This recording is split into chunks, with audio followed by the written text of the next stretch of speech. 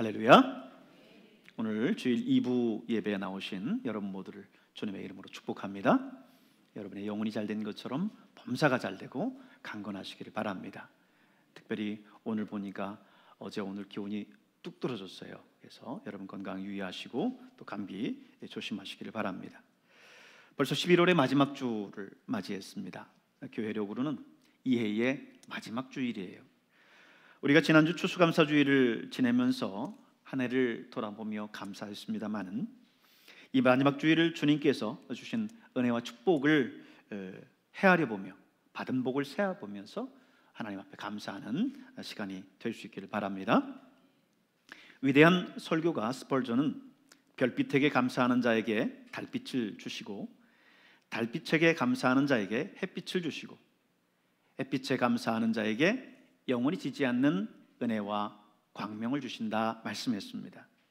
여러분 주변의 작은 것에 감사하시면 하나님께서 더 큰 것으로, 더 많은 것으로 감사할 것으로 하나님께서 채워주심을 믿고 늘 감사를 실천하는 여러분 될 수 있길 바랍니다. 지난주는요 추수감사주일이기 때문에 감사에 대한 말씀을 나눴어요. 그렇지만 우리가 계속 종교개혁 주일 이후 종교개혁자들의 5대 정신을 계속해서 묵상해 왔었죠.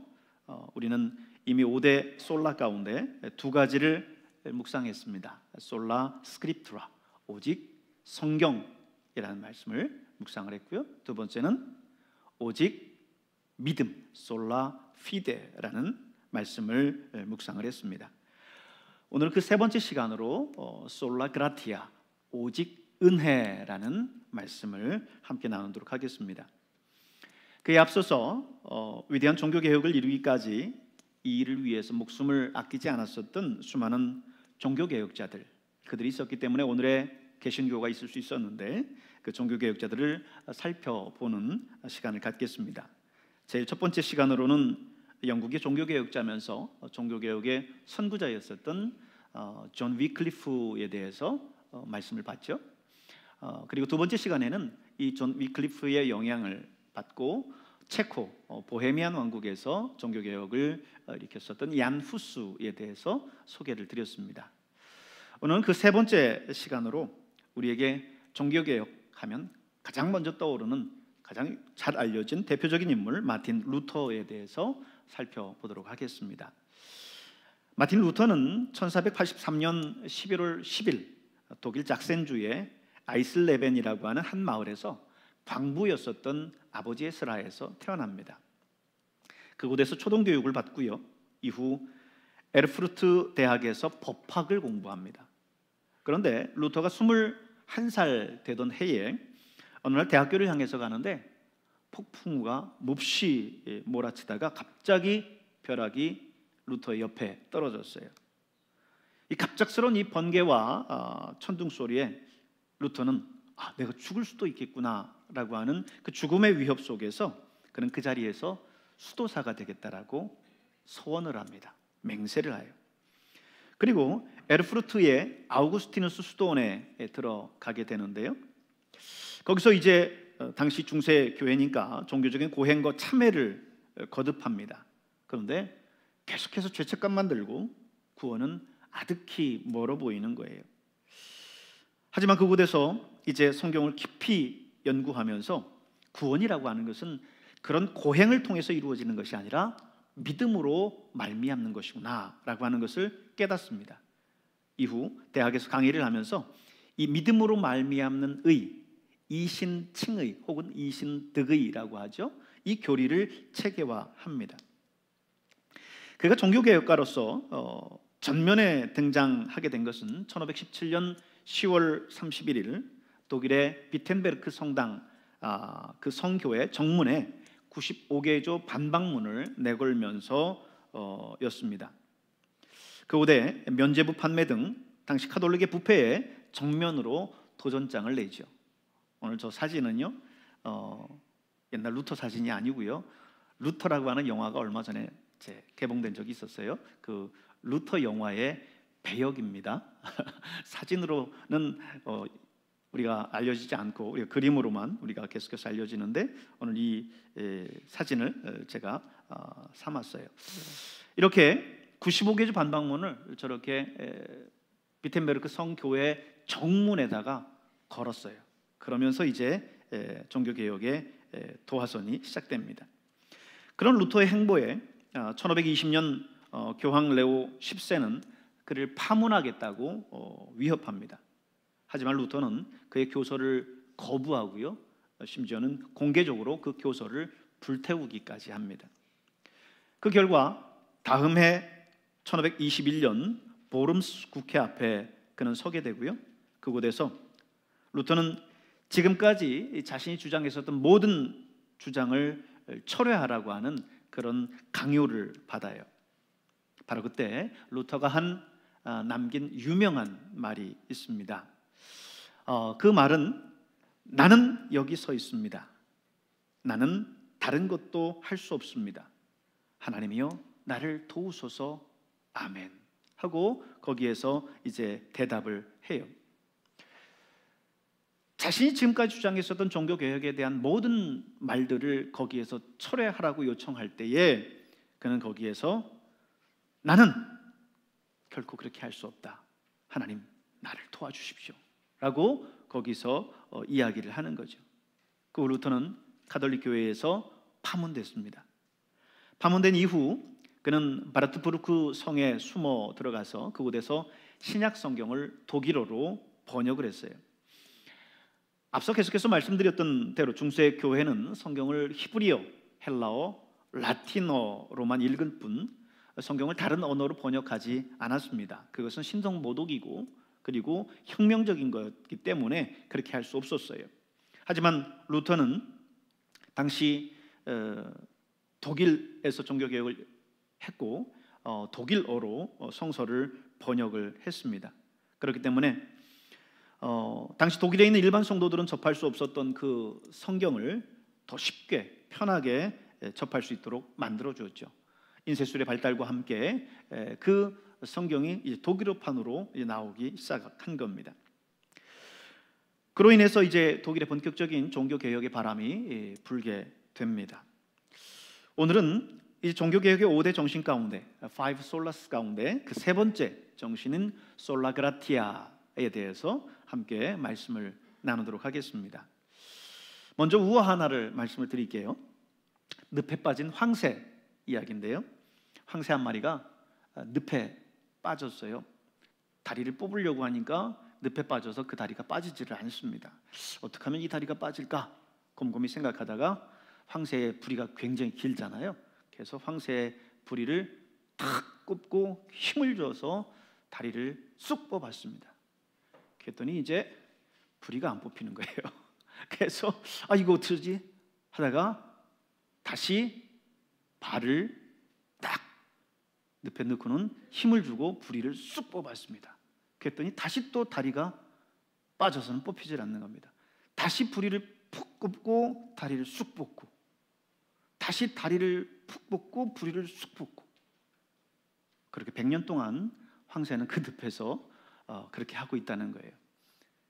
그 늪이 어디냐고요? 저한테 묻지 마세요. 그건 알려진 바가 없습니다.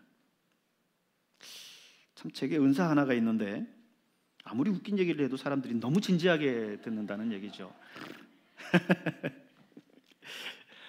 그런데요, 이 늪에 빠진 황새처럼 우리 인간의 모습이 그렇다는 거예요. 죄악의 늪에 빠져서 스스로의 힘으로는 결코 그 늪에서 빠져나오지 못한다라고 하는 겁니다. 그 처지가 오늘 이 황새와 오늘 우리와 다를 바가 없습니다.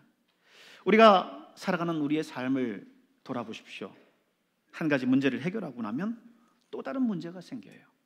그 문제를 해결하고 나면 또 다른 문제가 생깁니다. 잘 살아보겠다고 평생 온몸을 바쳐 살았는데 건강을 잃었어요. 피부병 고치려고 열심히 약을 먹었더니 위장이 나빠졌습니다. 이게 인간의 모습이에요. 인간은 죄라고 하는 늪에 빠졌고 이 늪에서 마치 늪에 빠진 이 황새 한 마리처럼 그렇게 되어버리고 말았습니다. 왜 그랬습니까? 태초에 하나님께서 천지를 창조하시고 6째 날에 사람을 창조하셔서 땅의 모든 것을 다 주셨어요. 그리고 그 땅에 있는 모든 것들을 다스리도록 했습니다. 다만 동산 중앙에 있는 실과만큼은 먹지 말라라고 계명을 주셨어요. 그런데 이 뱀의 유혹에 빠져서 그만 그 실과를 따먹고 맙니다. 이것이 바로 인간의 죄를 의미하는 거죠. 하나님께 순종해야 할 인간이 마귀에게 순종해 버린 거예요. 결국 인간은 이 죄로 말미암아서 에덴에서 쫓겨나게 되죠. 이때부터 인간은 이 죄악의 늪에 빠진 겁니다. 그 늪에서 빠져나오지 못하는 황새처럼 그 죄악의 늪에서 계속해서 빠져나오지를 못해요. 성경은 말씀하기를 로마서 5장 12절에 보면 그러므로 한 사람으로 말미암아 죄가 세상에 들어오고 죄로 말미암아 사망이 들어왔나니 이와 같이 모든 사람이 죄를 지었으므로 사망이 모든 사람에게 이르렀느니라 말씀합니다. 한 사람 아담으로 말미암아 죄가 이 세상에 들어왔고 그 죄로 말미암아 사망이 왔다라고 하는 거예요. 그 모든 것은 어떤 인간도 제외함 없이 모든 인간에게 바로 이런 사망이 왔다는 거죠. 로마서 3장 23절에 보면 모든 사람이 죄를 범하였음에 하나님의 영광에 이르지 못하더니 그랬습니다. 이 땅의 인류 모두가 이 죄의 늪에 빠져서 하나님의 영광에 이르지 못한다라는 말씀이죠. 그런데 그런 가운데 있는 우리에게 한 줄기 구원의 소망이 생겼습니다. 그게 바로 예수 그리스도입니다. 하나님께서 당신의 하나밖에 없는 외아들이신 예수님을 우리를 위해서 이 땅에 보내주셨고 우리의 죄의 짐을 담당하게 하셨어요. 우리 대신 십자가를 지게 하셨고 우리 대신 그 십자가의 모진 고통을 당하게 하셨습니다. 요한복음 3장 16절에 보면 바로 그 하나님의 은혜와 사랑에 대해서 이렇게 표현합니다. 하나님이 세상을 이처럼 사랑하사 독생자를 주셨으니 이는 그를 믿는 자마다 멸망하지 않고 영생을 얻게 하려 하심이라. 하나님이 우리를 사랑하셔서 그 절대적인 은혜를 베푸셔서 죄악의 늪에 빠져있는 우리를 구원하시기 위해서 예수 그리스도 당신의 외아들을 이 땅에 보내셨고 대신 우리를 구원해 주셨습니다. 그것이 바로 하나님의 은혜예요. 그 은혜로 오늘 저와 여러분이 구원받은 것을 잊지 마시길 바랍니다. 오늘 본문은 그래서 표현하기를 너희가 그 은혜를 인하여 믿음으로 말미암아 구원을 받았나니 이것이 너희에게서 난 것이 아니요 하나님의 선물이라 그랬습니다. 그 은혜에 의해서라고 말씀하고 있어요. 솔라 그라티아, 오직 그 하나님의 은혜로 구원받았다라고 하는 것입니다. 물론 여기에는 믿음으로 말미암아라는 말씀도 있어요. 그러나 이것조차 그 하나님의 은혜 앞에서는 은혜뿐입니다. 늪에 빠져 있는 인간을 향해서 하나님께서 그 은혜의 손을 내미셨기 때문에 믿음이라고 하는 것은 그저 빈손으로 그 은혜의 손을 잡은 것뿐이에요. 하나님의 은혜의 손이 없었다고 한다면 우리는 결코 구원받을 수 없었습니다. 그러므로 종교개혁자들은 이것을 주창하는 거예요. 솔라 그라티아, 오직 은혜로, 오직 은혜로 주장한 겁니다. 로마 교황청은요, 종교개혁자들에게 이 오직이라고 하는 단어를 버릴 것을 종용했습니다. 오직 말씀이 아니라 교황의 말씀도 중요하다고 말해라. 오직 믿음이 아니라 행함도 중요하다고 말해라. 오직 은혜가 아니라 인간의 노력도 공로도 인간을 구원할 수 있다라고 말해라. 이렇게 계속 요구해왔던 거죠. 그들은 오직이라고 하는 이 말을 버리면 살아남을 수 있었지만, 편한 삶을 살 수 있었지만 그러지 않았습니다. 아니, 그럴 수 없었습니다. 그들은 오직이란 단어를 고집하고는 핍박과 그 고난 속에서 살아갔습니다. 마틴 루터 역시 웰메스 재판정을 향해서 부름을 받았을 때에 가족과 친구들이 루터를 극구 만류했습니다. 가지 말라고. 그리고 조금 때를 기다리자고. 먼 나라에 가서 저술이나 강의를 통해서 종교개혁을 할 수도 있지 않겠느냐고 이렇게 루터를 설득했지만, 루터는 이 오직이라고 하는 이 단어, 지금까지 그가 주장했었던 하나님의 말씀의 진리를 거둘 수 없었습니다. 그래서 루터는 단호하게 이야기합니다.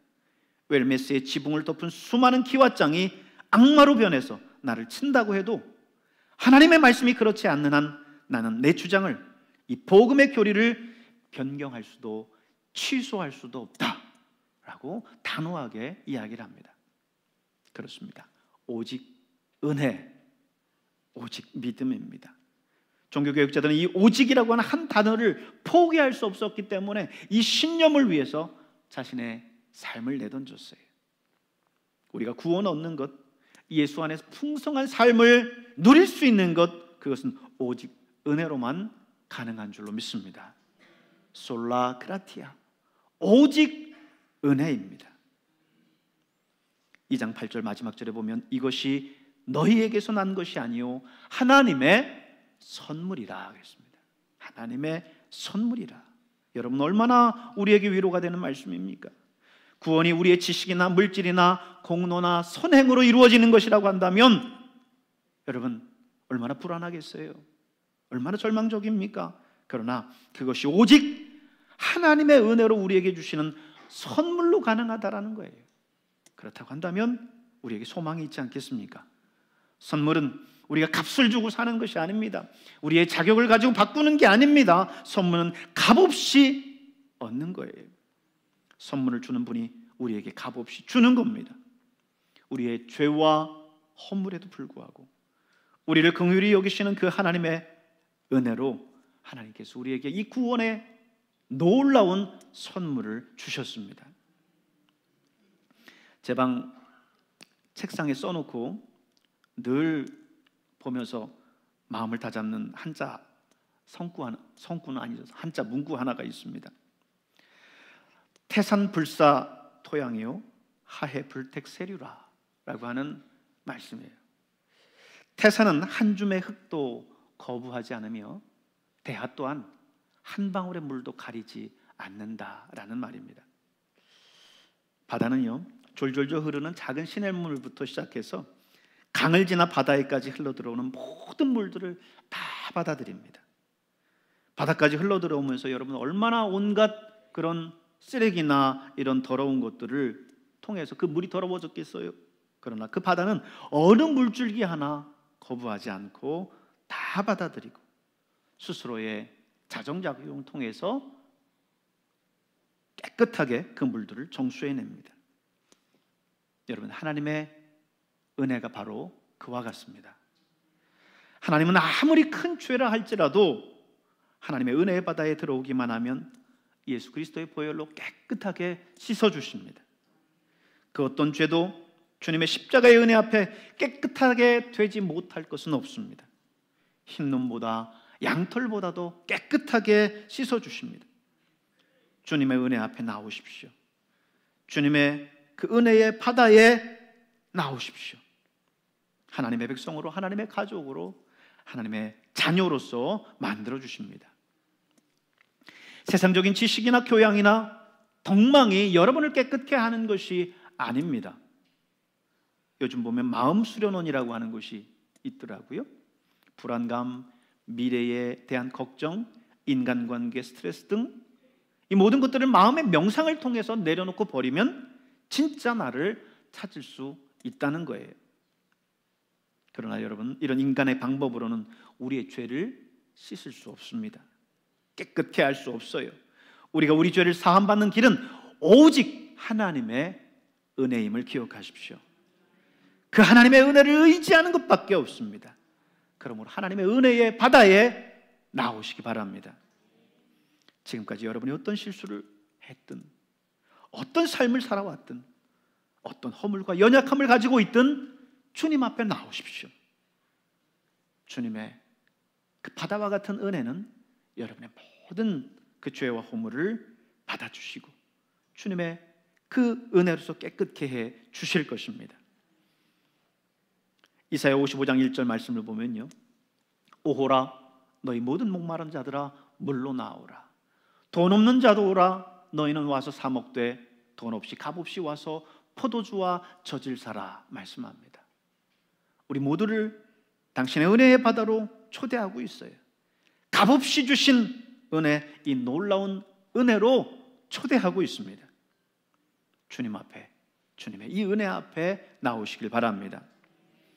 오늘 본문은 이 은혜를 강조하면서 9절에 이것이 구원이 우리의 행위에서 난 것이 아니라고 강조하고 있습니다. 2장 9절을 보십시오. 행위에서 난 것이 아니니 아무도 자랑치 못하게 함이니라. 행위에서 난 것이 아니다는 겁니다. 구원은 아무리 선한 일을 많이 했다라고 해서 그것으로 구원받는 게 아니에요. 우리 인간의 공로로는 절대 구원받을 수 없습니다. 오직 은혜로 구원받는 거예요.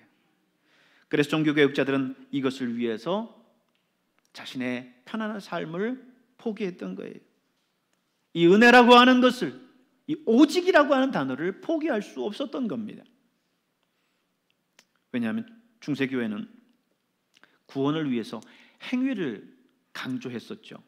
그래서 각종 선행이나 고행을 강조했습니다. 그래서 마틴 루터도 처음에는 자신의 영혼의 구원을 위해서 모든 고행을 실천했습니다. 심지어는요, 독일에서 로마에까지 가서 산타스칼라라고 하는 곳에 28개 계단이 있는데 그 28계단을 무릎으로 올랐어요. 한 계단 한 계단 오르면서 자신의 죄를 참회하고 주기도문을 암송하면서 올랐습니다. 이 계단은 본래 예수님께서 본디오 빌라도 법정에서 신문 받을 때에 오르셨었던 그 계단이었는데, 로마 황제 콘스탄티누스 대제가 황제로 있을 때에 그의 어머니 헬레네가 저것을 옮겨달라고 해서 그것을 그대로 로마로 옮겨갔어요. 그래서 저 계단은 뭔가 예수님이 오르셨던 계단이다라고 하니까 신성한 그런 생각을 갖는 거죠. 그래서 그곳에 가서 마틴 루터는 한 계단 한 계단 한 계단 오르면서 참회하고 기도했어요. 마지막 계단에 올랐는데도 그는 사죄의 평안을 얻지를 못했습니다. 거기서 루터는 인간의 행위로는 하나님을 만족시킬 수 없다. 하나님을 만족시킬 수 있을 만큼 충분한 의를 결코 인간은 행할 수 없다라고 깨닫습니다. 그래서 고행이나 순례는 구원의 확신을 줄 수 없다라고 하는 것을 이제 마틴 루터가 깨닫고, 이후 아우구스티누스 수도원에서 성서를 깊이 묵상하던 중에 로마서 1장 17절에 있는 말씀에서 딱 주목하게 돼요. 복음에는 하나님의 의가 나타나서 믿음으로 믿음에 이르게 하나니 기록된 바 오직 의인은 믿음으로 말미암아 살리라. 여기에서 이신칭의의 진리가 눈에 들어옵니다. 믿음으로 말미암는 의예요. 그런데 이 믿음조차도 가만히 보면 우리의 선택이고 우리의 행위입니다. 이 믿음조차도 우리의 행위인데, 그런데 그 저변, 그 이면을 더 깊이 묵상할 필요가 있어요.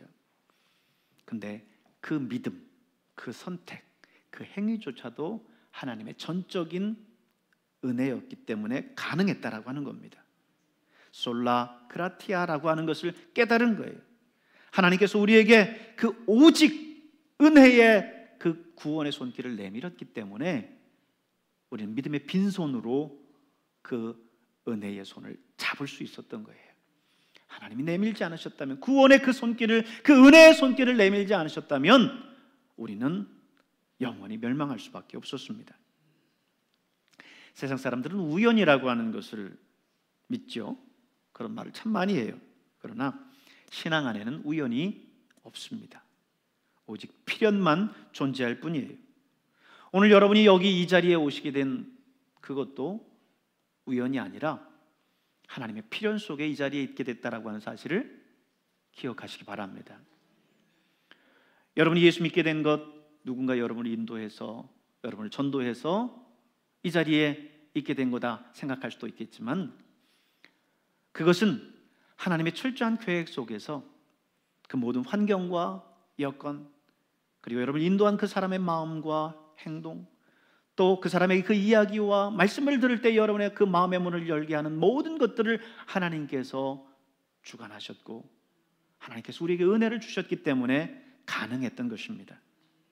그렇기 때문에 여러분, 오늘 여러분이 예수 믿게 된 것은 결코 우연이 아닙니다.